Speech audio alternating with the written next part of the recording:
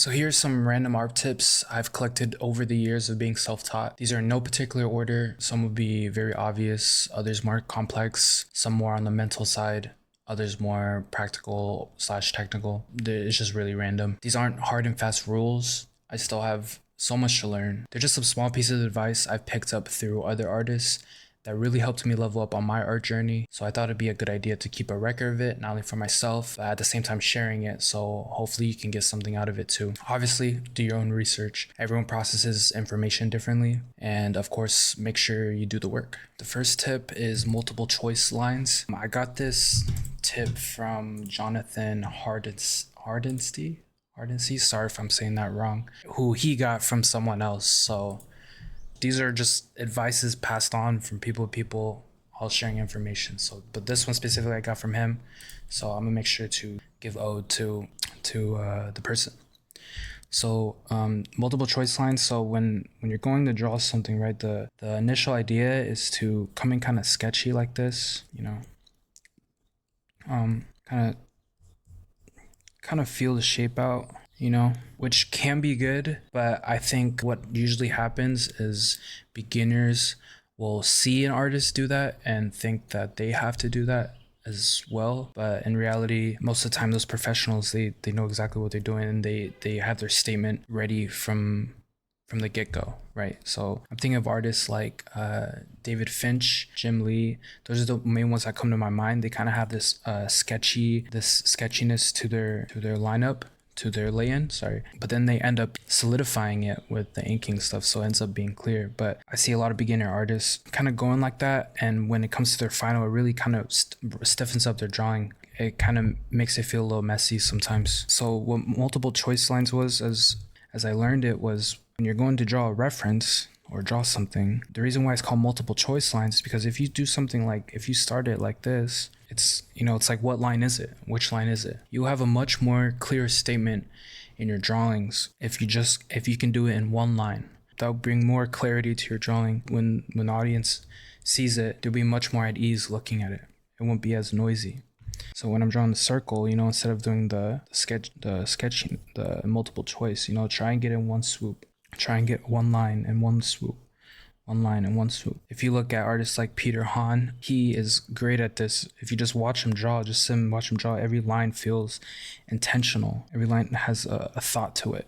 So if you can, try and really think about the line that you're gonna put down. Even if like you have to ghost it too. Ghosting really helps, like, you know, kind of feeling it out and then committing to that line. I mean, it's nice being on digital because obviously you can undo, but another bad habit is sometimes you can get too undoey, and then you go to traditional and it kind of messes you up, you know, because you can't undo. So I think it's a universal skill to develop, to just commit to your lines, and trust me, you'll see a much clear improvement in the statement of your drawing. The next tip I want to talk about is noodling. This is actually something I'm working on at the moment because I definitely have a habit of doing this. This is a study I did, I think, last year. This tip kind of applies more so to painting. It could apply to cel shading and other methods and whatnot, but I've found it happening more so in painting. And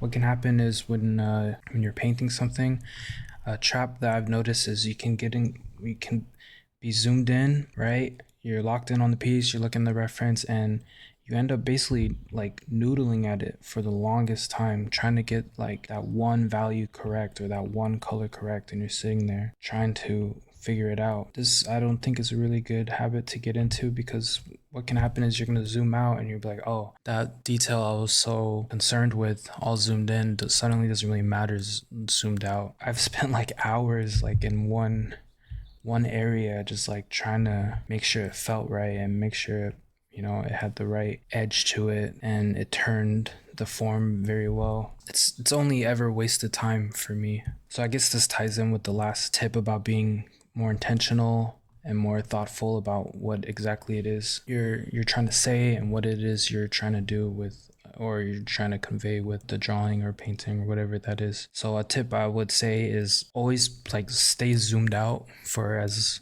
much as you can. Always see the bigger picture. A lot of times, like I said, those small little details will not matter At the end of the day, it's always that first initial gut feeling that when you look at it, that's what's really going to matter. That first kind of attack of a visual sensory that you're going to get that is really going to pave way at the end. So trying to stay zoomed out and making sure that each stroke that you do and or line like will matter or say something to the statement of the drawing. I keep saying statement a lot, but that's it's important. So yeah. And this next tip, I actually just learned recently. This one was from Lucas Pinador. I'm sorry if I keep getting these names wrong. I'm sorry, but this is from a course that he did. Definitely should check out his channel. Wonderful art, wonderful artist, and it involves inking. Say I have my line drawing. I spent I spent a good amount of time getting a good lay in. Right, I'm just gonna use this like a cube for this example, right? And you're ready to ink it.